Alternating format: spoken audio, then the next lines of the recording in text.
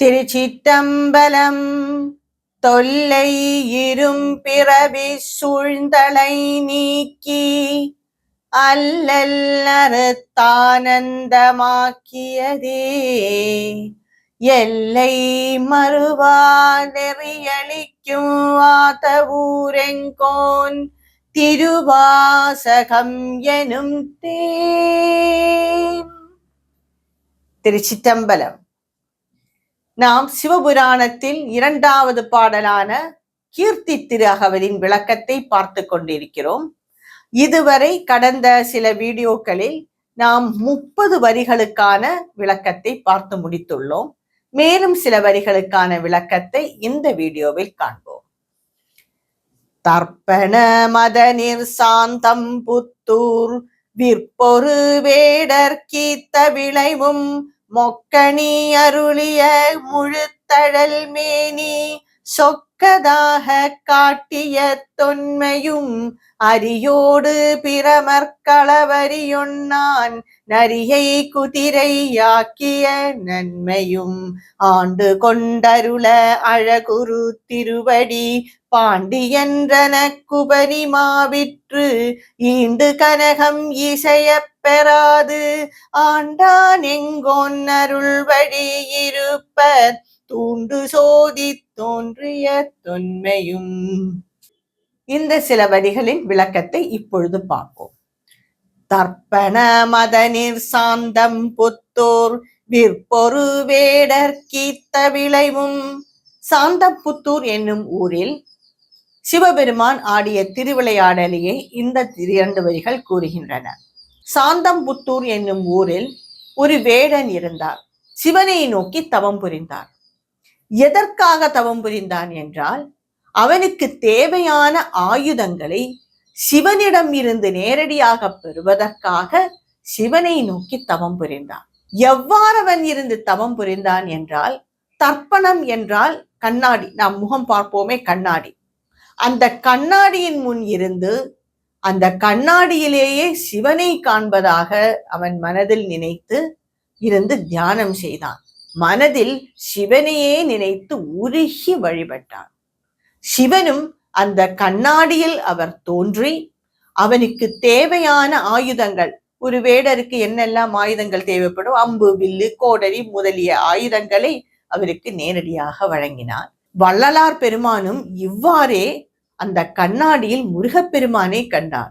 இந்த வேடனோ அந்த கண்ணாடியில் சிவபெருமானும் கண்டு அவர் இவனுக்கு ஆயுதங்கள் எல்லாம் வழங்குவது போல் காட்சி கொடுத்தார்.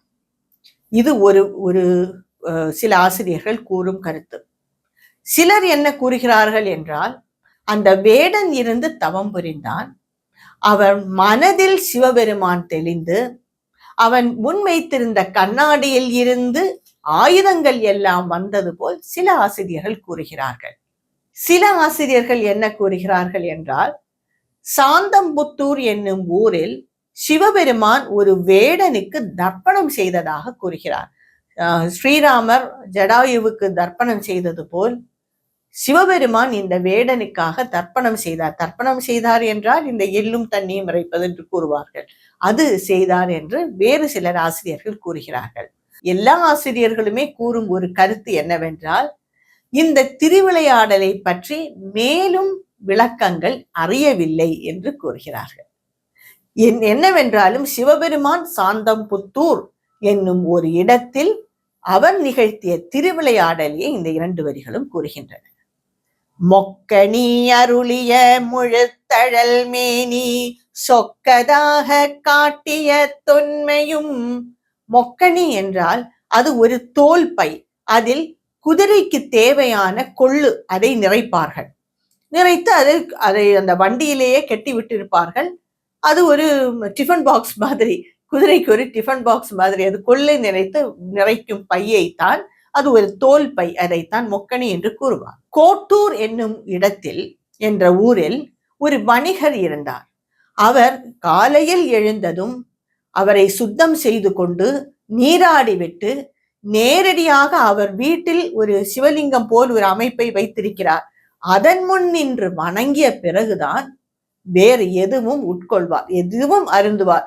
அது ஒரு தண்ணீர் ஆனாலும் சரி, அதற்கு பிறகுதான் அவர் எதுவும் சாப்பிடுவார், உணவு அருந்துவார். இவ்வாறு பல வருடங்கள் போய்கொண்டிருந்தன. ஒரு நாள் அவருடைய மைத்துனர் அவர் வீட்டிற்கு வந்திருந்தார். இவரின் பக்தியை பார்த்து கேலி பண்ணுவதற்காக இவர் நீராட சென்ற நேரத்தில் அந்த மொக்கனி எனும் குதிரை கொள்ளு வைக்கும் பையில் அது நிறைய மணலை நிரப்பி ஒரு இருட்டு அறையில் ஒரு சிவலிங்கம் போல் அதை பிடித்து அந்த இதையே அதை போல் அமைத்து வைத்து விட்டு வந்து விட்டார். இந்த வணிகரோ நீராடி விட்டு வந்து மணல் நிறைந்த அந்த கொள்ளுப்பையை அதுவே சிவலிங்கம் என்று கருதி அதை நன்கு வழிபட்டு விட்டு வெளியே வந்தார். உடனே இந்த மைத்துனர் கேட்டார், என்ன கொள்ளுப்பைக்கு கும்பிட்டு போட்டீரா, மொக்கனிக்கு கும்பிட்டு போட்டீரா என்று கேலியாக கேட்டார். அதற்கு பிறகு போய் இவர்கள் 2 பேரும் பார்த்தால் நிஜமாகவே அந்த கொள்ளுப்பையில் நிறைந்திருந்த மணல் சிவலிங்கமாக மாறிவிட்டது. என்ன திருவிளையாடல்! அது உண்மையாகவே சிவலிங்கமாக மாறிவிட்டது. அன்று முதல் ஈசனுக்கு ஒரு புது பெயரும் கிடைத்தது, மொக்கனீசர் என்ற பெயரும் கிடைத்தது. இந்த திருவிளையாடல் கோட்டூர் எனும் ஊரில் நிகழ்ந்தது. இதையே இந்த 2 வரிகளும் கூறுகின்றன. அரியோடு பிரமர் களவறியொன்னான். ஒரு சமயம் ஹரி, அதாவது மகாவிஷ்ணுவுக்கும் பிரமர் பிரம்மாவுக்கும் ஒரு ஈகோன் கூறுவார்களே, அது போட்டி வந்து விட்டது. நீ பெரியவரா, நான் பெரியவரா என்று. உடனே சிவபெருமான் ஒரு ஜோதி ரூபமாக நின்று ஒருவர் என் முடியை காண வேண்டும், என்னுடைய திருமுடியை காண வேண்டும் என்று பிரம்மாவுக்கு கூறினார். என்னுடைய திருவடியை காண வேண்டும் என்று ஹரிக்கு கூறினார். இதில் யார் இதை பார்த்துவிட்டு முதலில் திரும்புகிறீர்களோ அவர்கள்தான் பெரியவர் என்று கூறினார். இவர்கள் 2 பேரும் போனார்கள். போய் போய் போய் போய் அடியையும் காண முடியவில்லை, முடியையும் காண முடியவில்லை. 2 பேரும் திரும்பி வந்தார்கள், காணாமலே திரும்பி வந்தார்கள். இந்த திருவிளையாடலையே இந்த ஒரு வரி கூறுகிறது. நரியை குதிரை ஆக்கிய நன்மையும். இது நமக்கு தெரிந்த திருவிளையாடல் தான். பாண்டிய மன்னன் கொஞ்சம் பணம் கொடுத்து மாணிக்க வாசகருக்கு கொஞ்சம் குதிரைகள் வாங்கி வர கூறினார்.